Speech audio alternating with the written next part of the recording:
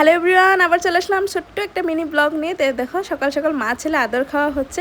আর এইদিকে আমি সকালটা শুরু করছি। দেখো ইস্যুর টিফিন প্যাকিং করছিলাম। এই যে ঘি লাগানো রুটিগুলো ইস্যুকে ভরে দিলাম। আর এখানে দিয়েছি একটু আলু ভাজা, আলু দিয়ে ধুঁয়োই বেড়েছে, মানে গরম গরম ছিল। তো এখানে পাকা আমও কেটে দিয়েছে, যেহেতু ওদের দুটো টিফিন টাইম হয়, সকালবেলা হবে ওদের ফ্রুটস টাইম, দুপুরে লাঞ্চ টাইম, তখন রুটিটা খেয়ে নেবে। তো যাই হোক, টিফিনটা তাড়াতাড়ি করে বেগে ভরে দিই। তিনটে টিফিন হয়েছে। তো টিফিন প্যাকিং কমপ্লিট। একটা কাঁটা চামচও দিয়ে দিলাম, যেহেতু আমটা খেতে সুবিধে হবে, মানে হাত দিতে হবে না। তো টিফিন প্যাকিং করে এদিকে আমি জলও ভরে দিয়েছি, তারপরে ব্যাগও রেডি, এদিকে ইস্যু রেডি হচ্ছে। তো ওর চুলটা বাঁধতে বাকি আছে, তো চুলটাও বেঁধে দেবো। আর ইস্যু একটা স্কুলে ডান্স কম্পিটিশনে ডান্স করবে, ওটাতে ওর ভাগে পড়েছে জুপিটার প্ল্যানেট। তো এই যে জুপিটার প্ল্যানেট ক্রাউন বানিয়েছে আর জুপিটার প্ল্যানেট বানিয়েছে, এটা মানে গলায় ঝুলে ওদেরকে প্ল্যানেট ডান্স করতে হবে। আজকে নেই, আজকে সাবমিট করতে হবে। তো ফ্রাইডে স্যাটারডে হবে কম্পিটিশনটা, তখনকার নাচবে, তো তাই নিয়ে যাচ্ছে।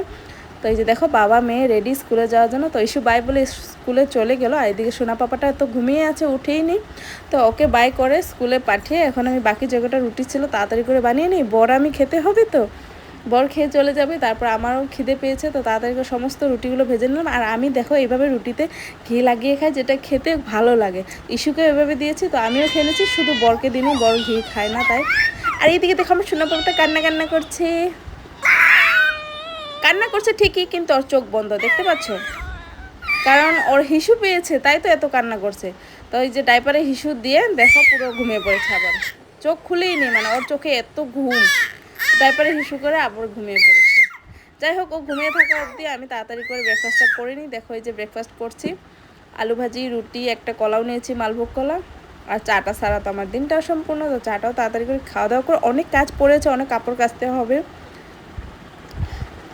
অনেক কাজ পড়ে আছে, সমস্ত কাজ সেরে আবার দুপুরে রান্না করতে হবে। মাছ নিয়ে এসেছে বর।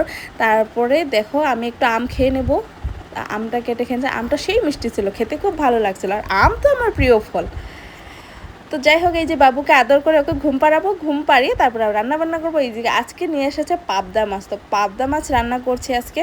আর সাথে করেছি উচ্ছে আলু ভাজা, বেগুন ভাজা। তো পাবদা মাছটা আলু, টমেটো আর স্কোয়াশ দিয়ে করেছি।